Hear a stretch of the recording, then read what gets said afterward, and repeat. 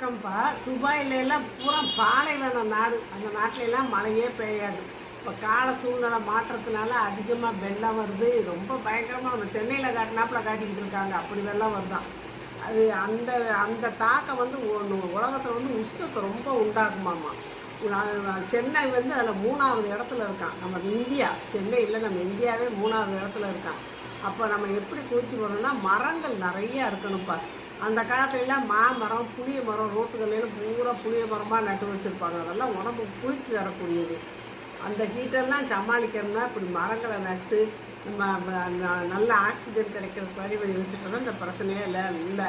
அதனால் நீங்கள் இந்த வர்ற வெயிலை சமாளிக்கிறதுக்கு எப்படியோ உங்கள் வீட்டை சுற்றி கூட ஒரு செடி கொடி இது கூட வச்சு வளர்த்து நீங்கள் ஒரு பூச்சியாக இருக்கிறதுக்கு வழியை பாருங்கள். ஒரு பூத்தொட்டியில் கூட வீட்டுக்கு முன்னால் இடம் இல்லாதவங்க இதை வச்சு செடியை வளங்க. இப்போ ஏதாவது பச்சையாக